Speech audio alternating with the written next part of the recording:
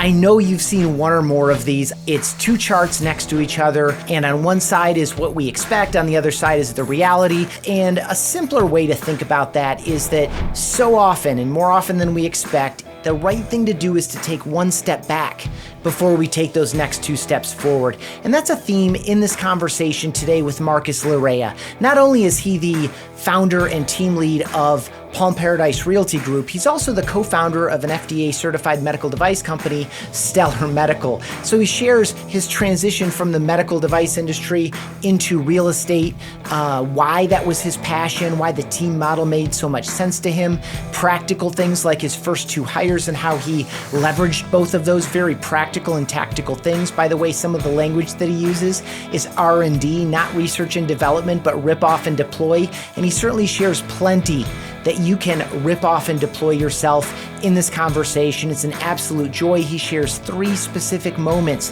where he had to take a step back before taking 2 steps forward, maybe actually 3 steps back before 8 steps forward. But it's a compelling conversation. It's a useful conversation. It's a joyful conversation. I hope you enjoy it. Here's Marcus Larrea on Real Estate Team OS. No matter where your business is today or where you want to take it, you'll get there faster and more profitably with an operating system. Welcome to Team OS, your guide to starting, growing, and optimizing a real estate team. Here's your host, Ethan Butte. Marcus, thank you so much for sitting down with me. I love that we get to do this in person. Yeah, awesome to be here. Thanks for having me on the show. Yeah. So I'm going to start with our standard opener, which is, what is a must-have characteristic of a high-performing team? Man, there's so many. You listen to everyone, team leads, and you're going to get a lot of the same answers. Consistent execution. You got to be a risk taker. You have to be comfortable failing. You have to be competitive. You have to have positive energy. There's so many. The one that I'd like to elaborate on is a competitive factor that I think a lot of people may or may not have touched on. And, it reminds me of a story with Michael Jordan from The Last Dance. There was a player on the Washington Bullets who had a great game against Michael Jordan. And Michael Jordan literally, it was a back-to-back games. And Michael Jordan literally made up a story about him and destroyed him in the second game.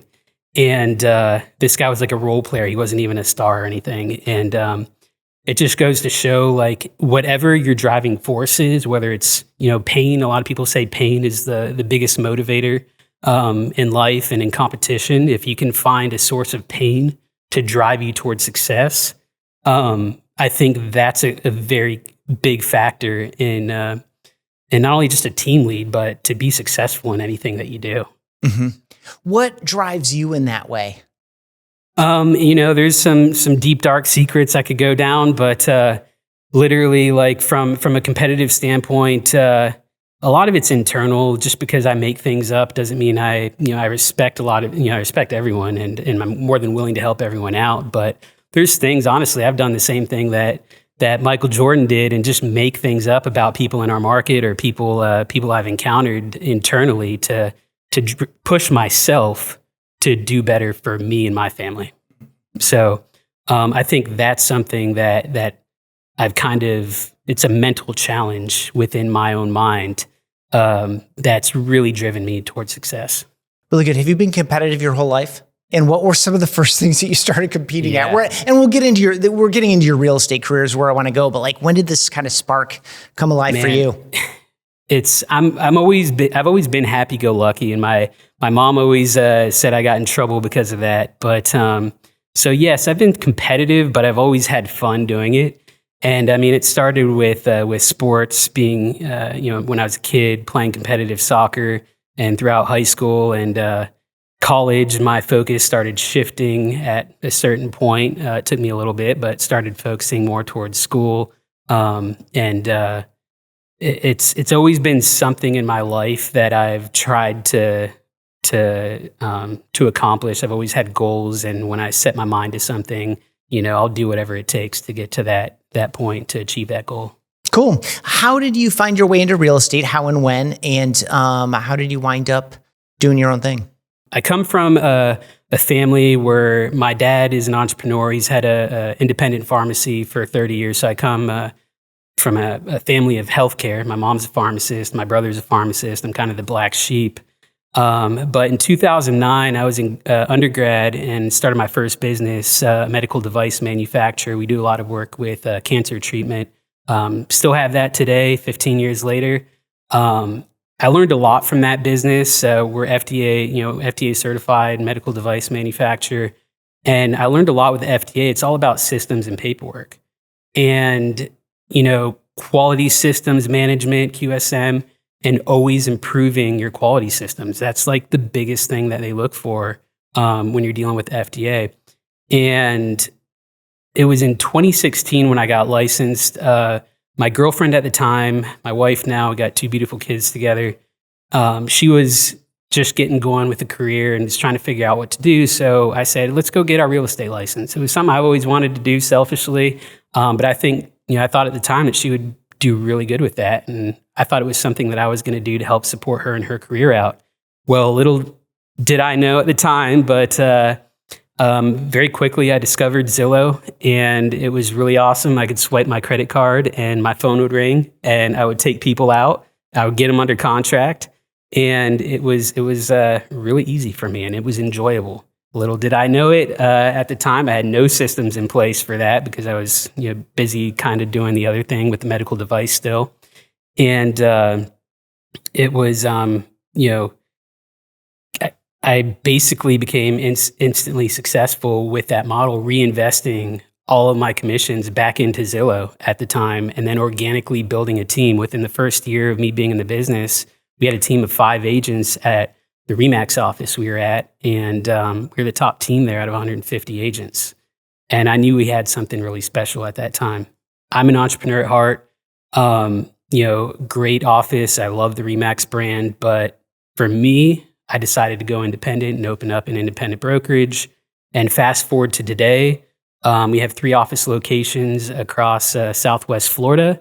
We have an office in Naples. Fort Myers is our main office. And then we have another office in the St. Pete area for an expansion team up there. So we're at 55 agents as of today, with awesome staff on top of that. And it's been a really fun adventure.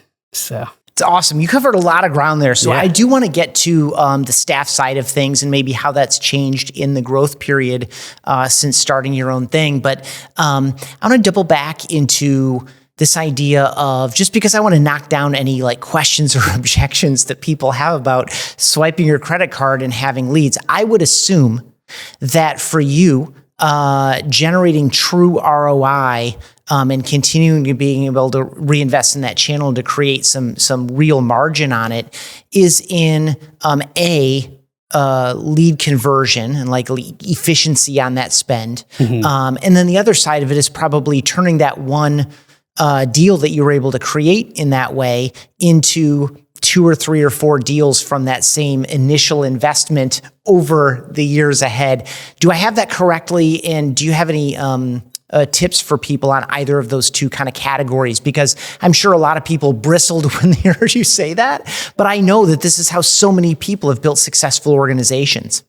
I say this all the time, and this holds true for any business. Timing is key. There's a lot of luck and a lot of timing that has to all fall in place the right exact time for any small business.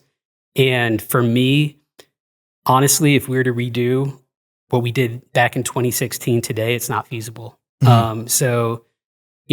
The cost per lead across the board, no matter what the lead source, has gone up tremendously. And it just worked out and fell into place at the right time for me. And for me also, having the other business as a primary source of income was a massive luxury and blessing that I had personally, to be able to reinvest literally all of my commissions, which, I think that's for a lot of successful businesses. I always use the example of Amazon and Jeff Bezos. In the beginning, if you go back and look, his investors were mad at him for not, doing distributions earlier when they were profitable, but he just reinvested a lot of that profit back into his business, and look at where they're at today. And it goes back to making those sacrifices in the beginning of a company for long-term success. So that was one of the keys, I think, back then that I realized. And there was a lot of challenges along the way, and I know that's one of the things that you'll get into. But that's pretty much it. I love it. Sometimes this is just a little behind the scenes, especially for folks who've seen or heard several episodes. I sometimes think about the show as a form of a how I built this for real estate teams in particular. And Guy Raz always winds up asking kind of a question, luck, timing type of question. I love that you brought that out on the table and recognize that and have that awareness. The ability to reinvest 100%, I think, was probably super critical to really driving that momentum forward. High level question. You obviously started your team inside a RE/MAX office, ended up starting an independent brokerage, or teamerage, I should say. Past, present, future of teams. Like, when did team come onto your radar and why did it make sense for you at that time?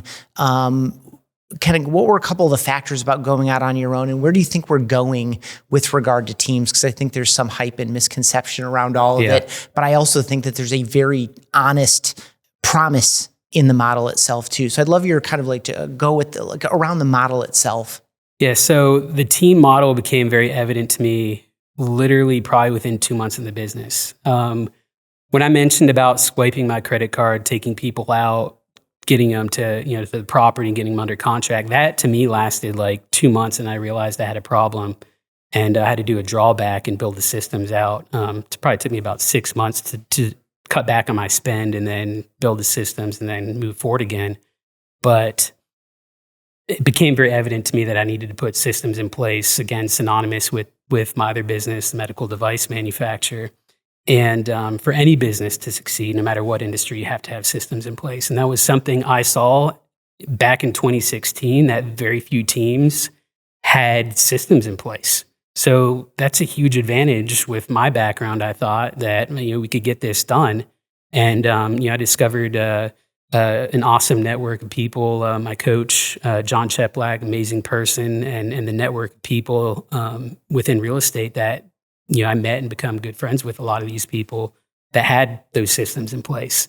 So, we call it R&D, rip off and deploy. And that's what we did at the end of the day. And I had that awesome luxury through coaching. But with regards to the future of teams, I say this all the time to agents. We're in a society, I call it the Uberization of society. And it started with Netflix and Blockbuster. Most people, I think everyone knows the case study of that at this point, where Netflix came along and Blockbuster had the opportunity to buy them out, and they thought they weren't a threat. So Netflix ended up continuing on with their business model of DVD to your door in 2 days. You open your mailbox and your DVD would be there. That now has evolved to, you want to watch a movie, you pick up your cell phone and press a button. And your kids are entertained, you're entertained. It's instant gratification. With Uber, you order an Uber. If the Uber's 30 minutes away, you're going to cancel the Uber ride and try to find one that's closer. With your groceries, there's apps out there where your groceries will show up to your door. You shipped all the time at home, and they're at our door in an hour or two. So it's all about instant gratification. And in the real estate space, Zillow's done a great job of that. Realtor.com's done a great job of that. There's a lot of big portals out there that's their main goal. How fast can you get to the customer?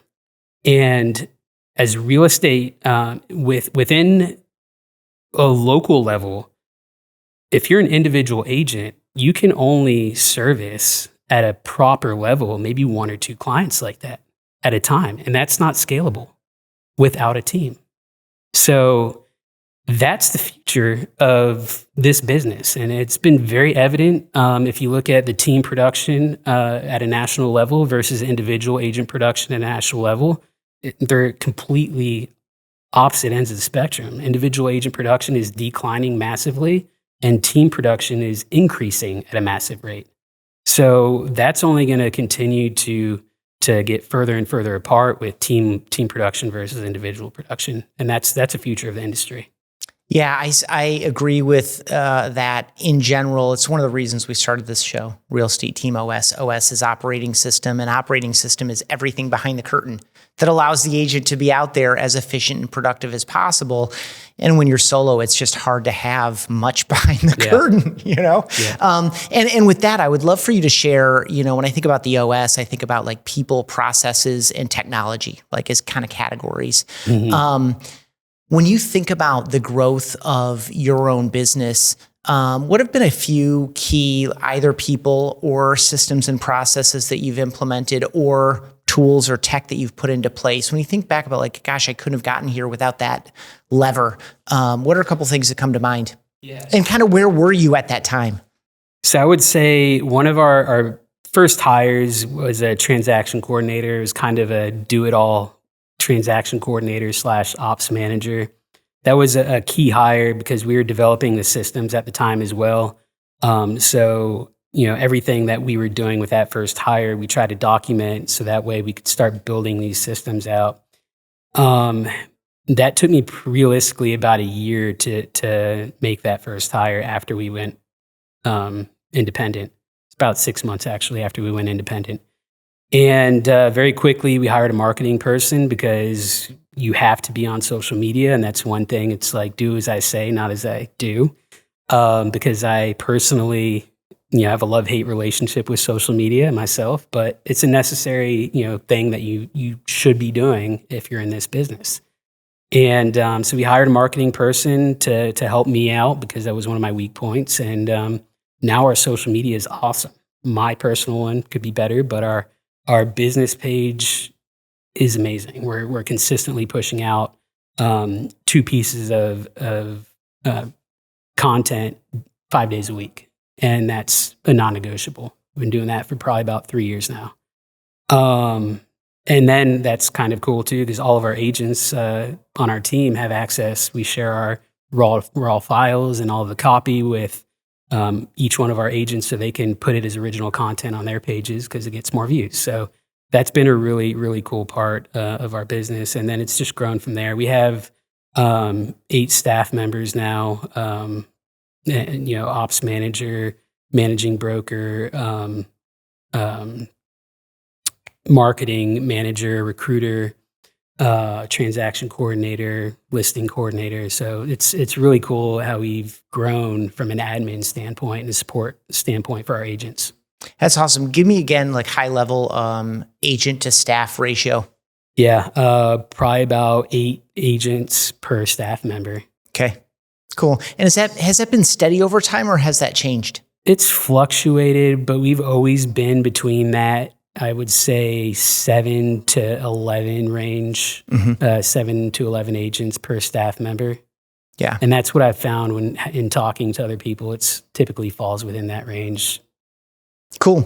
Tell me a little bit more about, because I feel like this is, in terms of really good R&D, I think that's why folks watch or listen to a show like this is to rip off a good idea. And I think this idea of someone is generating this content, and instead of just putting it out on a brand page, let's put it somewhere. Like, just go one step deeper on this process. Is this sitting in a Google Drive, and in team meetings, you periodically remind people that it exists? Like, what is this system for sharing more of your content? So we use Slack internally, and we have a marketing channel within Slack, and our marketing coordinator puts the raw file with the copy and all the tags and everything already there. So it's literally just copy and paste it into your Facebook or Instagram account. And it's all in Slack. And we actually remove a lot of the content from the Slack channel after 48 to 72 hours because that post might not be relevant in 72 hours. So that's been something we started doing probably about 4 months ago, and we're getting really good feedback from our agents, and they're getting a lot more likes on the post now instead of sharing it. Love it. Seems like a really nice value add. I also appreciate that you're saving people time and mental energy by removing things that aren't appropriate. So if I go there, I always have things that are useful. Yeah. Really smart. I love it. I hope it continues with this momentum for you. Paradise is an acronym for your core values. I would love for you to Run through that really quickly. Like, when did this occur to you or to other folks around you?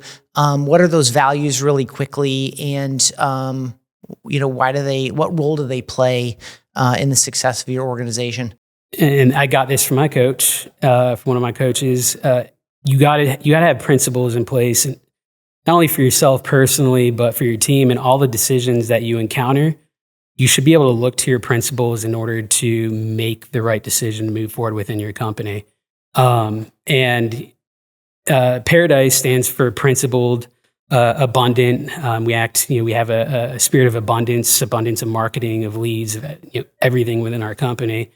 For our team, real for R, you have to be authentic, right? Mm-hmm. Accountability, diverse, innovative, service. We do a lot of work within our community, and not only within the community, but service to each other on the team, where we call it co-opetition. There is no competition on our team, it's co-opetition. And then E is for education, always be learning. How do you keep them alive? It's a lot for, I knew you would remember them, but I wonder, would the seventh highest producing agent on the team be able to recite them? And if so, how? Like, how do you keep them alive?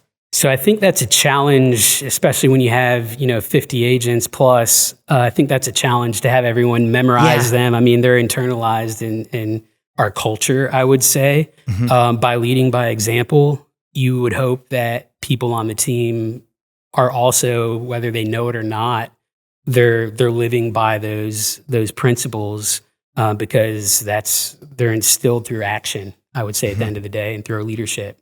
One of the things you and I talked about maybe a week or two ago was this idea of calm through the chaos, and the idea of not only letting the appropriate people know what's really going on internally as a leader. And I internalized that as we were talking about it, kind of as a parent, right? Like, fortunately, this hasn't happened in our household, but, let's just say there were really intense financial troubles.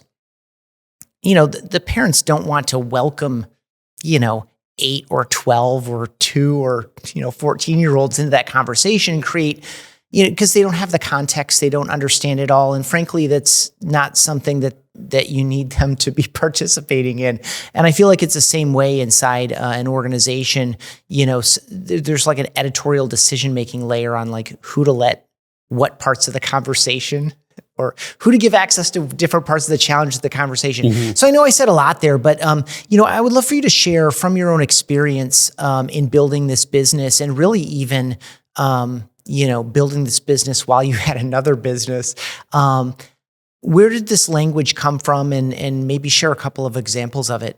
Yeah, so this kind of goes back to some of the challenges we face as a company. And I have a saying that I came up with back when I was younger, going through some stuff. And it's, I am strong, I'll carry you through rough waters. Show me hell, and I'll give you serenity. That, I think, as a leader, you have to be able to manage your mental state. It's very important. And you have to be able to guide people from a state where they don't want to be mentally to a state of positivity. And there's going to be some things that come along within your business and people's personal lives and whatnot that not everyone needs to know. What you don't know doesn't hurt you as long as it doesn't affect you. And as a leader, you have to manage what pieces of information you should be sharing with whom. And that goes to your admin team, to your staff, your agent population, the customer when you're dealing with issues that come up in a transaction. And one of the things too, if there's an issue that arises, don't let people know until you have a solution, hopefully, so that way you can at least provide an idea to resolve the problem and come up with a plan. So that's a challenge, and you're not going to get it right every time, but that's definitely something that you need to be able, as a leader, you need to be able to manage. And we've had a couple of big things go on in our office that, for me personally, one of the things that I learned is the team's like a family, and our team is a family. And it's fair to say that there's dysfunction in families, right? So It's just how do you manage that dysfunction? There are kind of two layers here. One is your own internal mental state. To use, I think that was the exact language you used. And then, who has access to, behind the curtain into A, the situation, and B, how you're thinking and feeling about it. For you, what are some of the ways that, when you find yourself in a tough situation, which team leaders do all of the time, what are some of the things you rely on specifically to reset yourself or to manage that situation effectively, just within yourself, setting aside this idea of who has access to the challenge and the ideas behind it? Coaching. I depend a lot on coaching because we all, I think, need reassurance at some point in our lives, no matter how confident you are.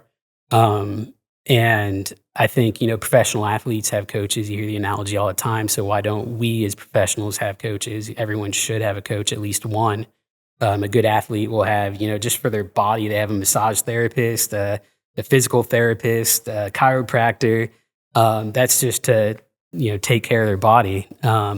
So when you're dealing with a professional in the real estate space, we have a leadership coach, a team coach, and then we do a lot of different events throughout the year and bring in other people to give their voice on how things can be done. But I think, going back to coaching, though, I think that's what I look to make sure I'm making the right decisions, someone to hold me accountable. That's been huge for me. I appreciate the investment in coaching in the team. It's something I hear from high-performing teams all of the time, perhaps even to the extent of, we have a lot of investments and expenses, and one of the last ones we would ever, really look to give consideration to reducing or eliminating is in coaching. It sounds like you're of a similar mindset. Was this something that you had all along, or did you go through an experience and say like, oh, you know what?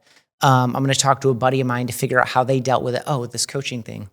Maybe I'll go into when did this occur to you? Funny story. I used to be very anti-coaching. I think the first coach I had, it took a lot of convincing by my aunt, who is a coach, and she does a lot of work with women, does amazing stuff.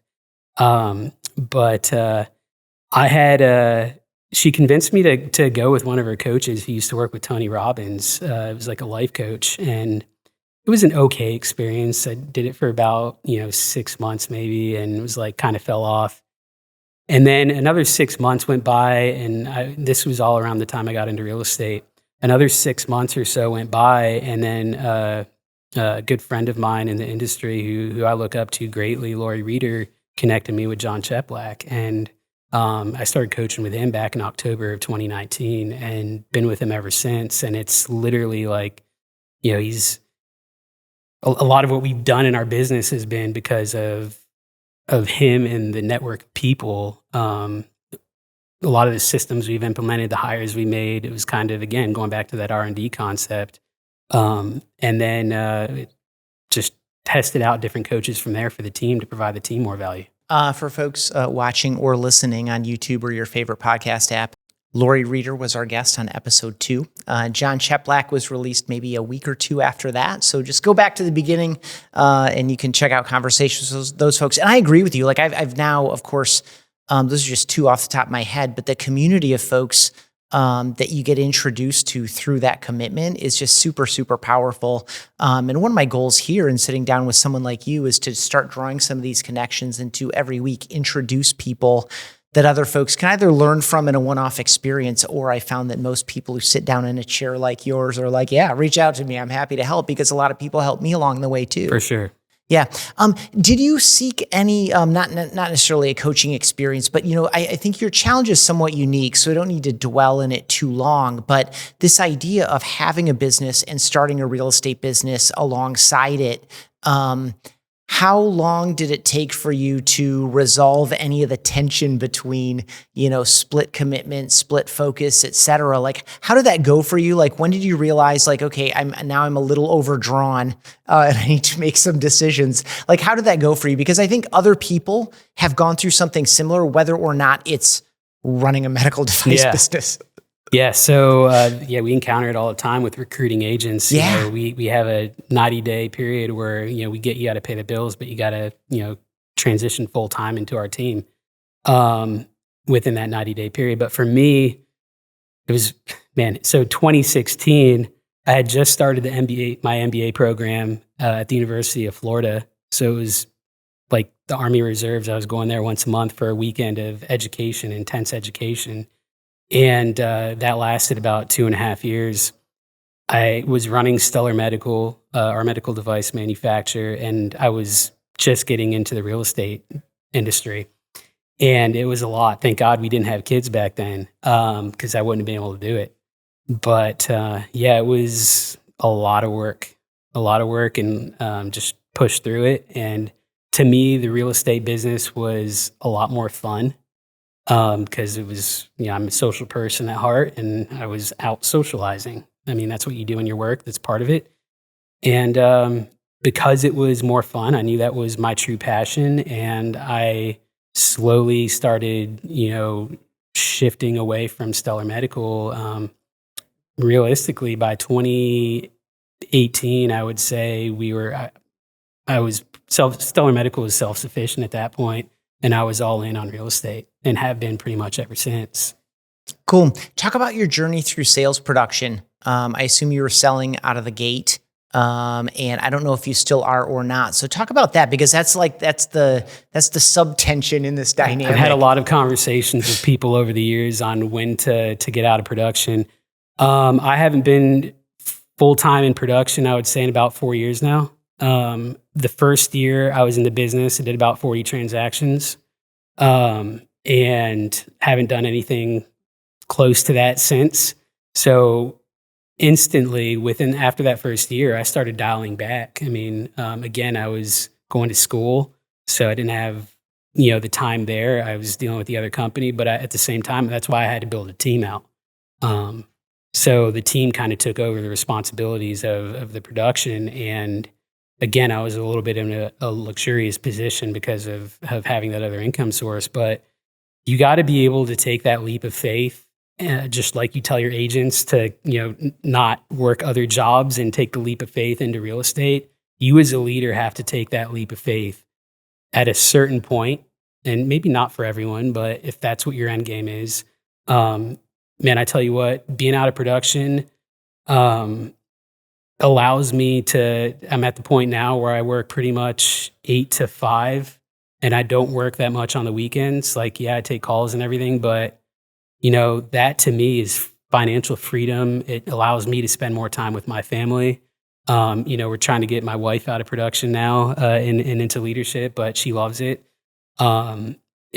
It's just, there's a certain point where it's like, for me, that was my goal. Maybe it's not for everyone.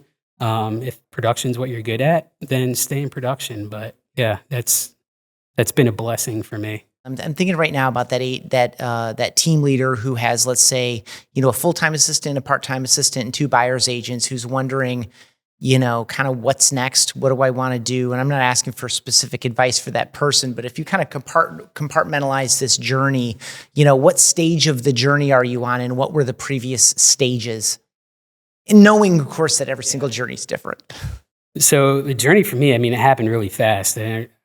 We did last year 617 transactions and $212 million in our 7th year in the business, my 6th full year in the business. So we had pretty fast acceleration and growth, I would say, from having no previous experience in the business. The journey's different from everyone. I don't know there's specific advice that you can give to as a generality, but do what you love to do at the end of the day. And, don't be pressured into building a team up. It's not for everyone either. It is a lot more difficult than you think it is. You need to have the financial resources to be able to provide for, however big of a team that you want. You need to make sure, if you are going to start a team, that you have the leads, the marketing and stuff in place to support other people, not just yourself, because you'll end up ruining relationships or disappointing a lot of people that may join your team.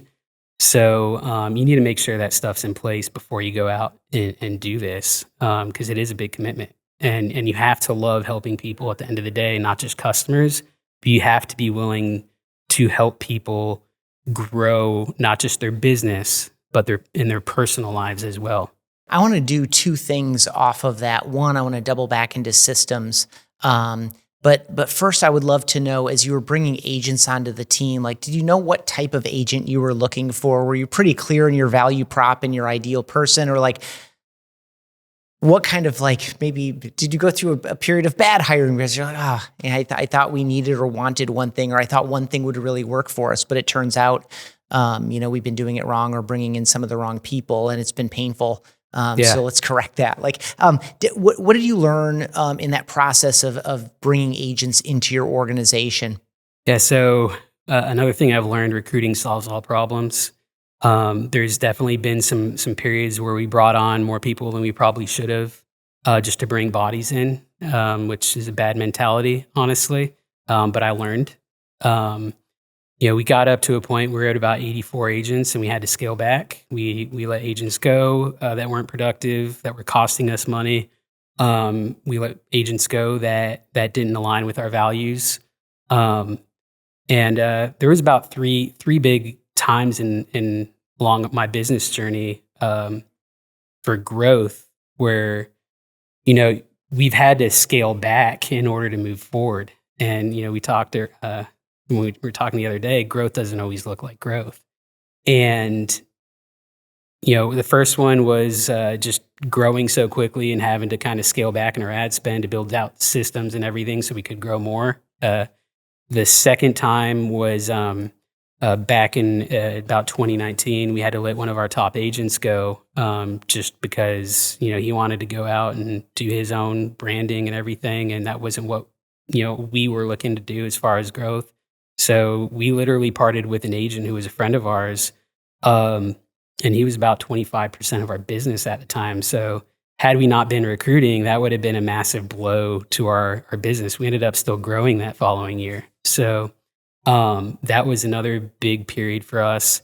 And then recently going through a partner separation, that was massive for me and a huge weight off of my shoulders. And we lost, we went at the time probably about 60, 65-ish agents down to about 40 agents. And that was earlier this year. In February, basically had to start a whole new company again. And we're already back up to 55 agents, and our numbers are, back to where we were last year already in 3 months. So it's been those three key factors of scaling back to move forward have been massive for us. And honestly, we're in a position right now where the market's maybe not doing the best right now, but this is probably the best our team has ever been right now. And we're just getting started again. So it's exciting. Yeah. Well, first of all, congratulations. I'm sure this tension between the chronic pain of a partnership that wasn't working versus the acute pain of like, let's separate this thing and rebuild it and, hope that we can bring, the right agents over alongside. Congratulations on getting to the other side of that and doing it in this way where you're as productive today as you were last year. I would assume that kind of efficiency, the theme of a market like this is efficiency in order to find again, or to, if you're fortunate, sustain profitability is key. I'm not going to ask you to affirm the obvious. I feel like that's an obvious statement to make. But for you, what do you think have been a couple of the key things with regard to sustaining or enhancing efficiency in this period? Besides perhaps like one thing you already mentioned is, let's figure out how to stop working with agents that cost the organization money. I mean, that's one, but we have massive investment into our team, into every agent on our team, both from a time standpoint and a financial standpoint. And I think that's, again, one of the things that sets us apart. But I would definitely say, Follow Up Boss. We implemented Follow Up Boss a year and a half ago because we had the best integration with Zillow. And, Zillow is a strong partner of ours. And we made the switch over to Follow Up Boss. And the reporting for us, for the individual agent coaching from our sales manager to the agent has been massive. We do monthly competitions on different key performance indicators on a monthly basis, and the agents love that. So we gamify the process. But I think that's probably been the biggest needle mover, honestly, is looking at the reporting on a consistent basis and making the agents making sure the agents understand what those numbers mean and what they need to do to move the needle in their personal business to make them more successful.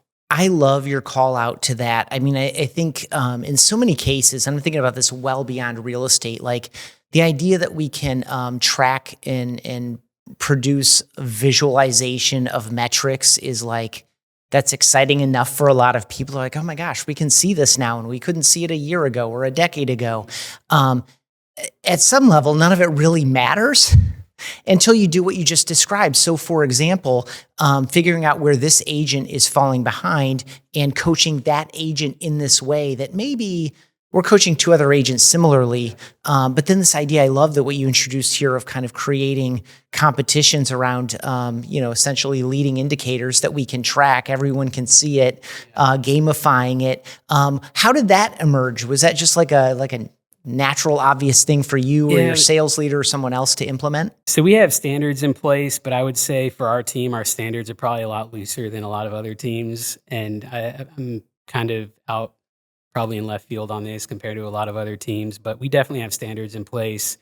But I think we're all adults at the end of the day, and it's got to be, self-discovery is the best method of motivation and to get things done, right? So if you can incentivize an agent on your team to conform to implied standards that, are there, but they're not written down, and make it fun, they're going to do it for the most part. And if not, maybe they're not a good fit for our team.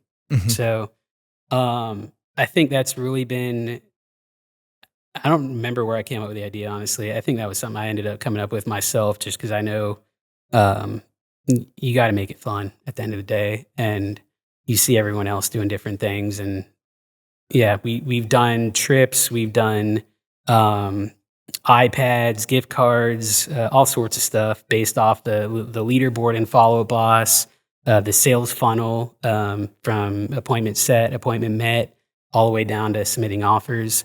But one of the cool things I think too with the competition, like the competitions we do are all based off of activity. It's not based on production or the amount of deals you get under contract or anything like that. It's all based off of activity.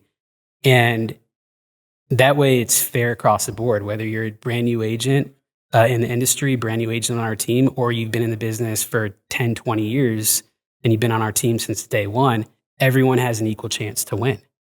And we find that if you're putting in the activity consistently month over month over month, your production numbers are going to follow. I mean, it's common sense. Really good. As a final zone here, I'd love to go back into systems a little bit. You introduced it off the top as critical to your success, especially out of the gate. I know that you talk with a lot of different folks. You're obviously in a variety of communities and engaging. For someone in a less mature organization that's trying to figure out which systems are really going to make a difference, A, how would you define system in general? And then B, what are a couple key systems, especially for an early stage team? Yeah, so obviously you have your systems, which are your processes that you should have in place, and it's literally documenting literally step by step and maybe screenshotting stuff to make it so easy that anyone could do it. It's plug and play. But then as far as systems go with, your tech stack, Follow Boss has been great. Obviously Cloud CMA since day one has been clutch. To this day, I always say Cloud CMA dollar for dollar has been the best investment that I've made in my business and that we've made in our team. We provide Cloud CMA to everyone on our team. From a buyer's agent standpoint, showing up with a bound packet of the buyer tour and along with relevant information to educate the buyer, showing up with that's something tangible that someone can take notes in and everything. We attach one of our company pens and everything. We've gotten more compliments on that bound buyer tour booklet than anything else we've ever done consistently. And it to the point where, back when there were multiple offer situations on every property and lines to get into to see homes, it was like our buyers were bragging about our agent to other agents and other buyers walking into the property saying, "Did your agent give you one of these?" And everyone, it's all about presentation though. And that's something Cloud CMA has been awesome with. I would think that's probably one of the best tools that I'd recommend. Awesome. And it's, I mean, the way that you described that, it's so much more perhaps about the perception and the experience as opposed to the actual information itself, right? It's the way that you, like when you say presentation, of course, there's the formal kind of like walkthrough and like different ways you can approach how to structure a presentation and deliver it. But just the presentation of that piece alone says, I've done a bunch of work. You don't need to go through any of that if you don't want to, but know that I'm on top of this situation.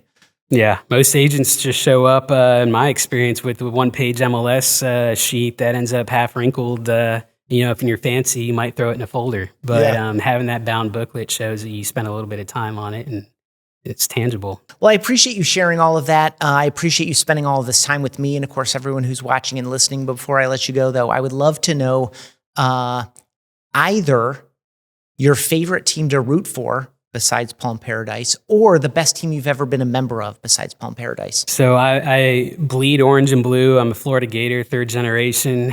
Florida Gators all the way. Just found out they're the new Ivy League school, number 3, I think, on the list. So that was pretty cool seeing that last week. Gators,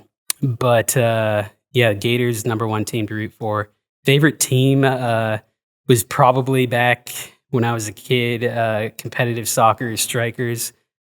That team, I'm still stay in contact with a lot of the people, even though we were like 8 years old back then. But Amazing. I remember going on awesome trips, on road trips on the weekends, and we just had a blast. And we were a pretty damn good team too. We didn't let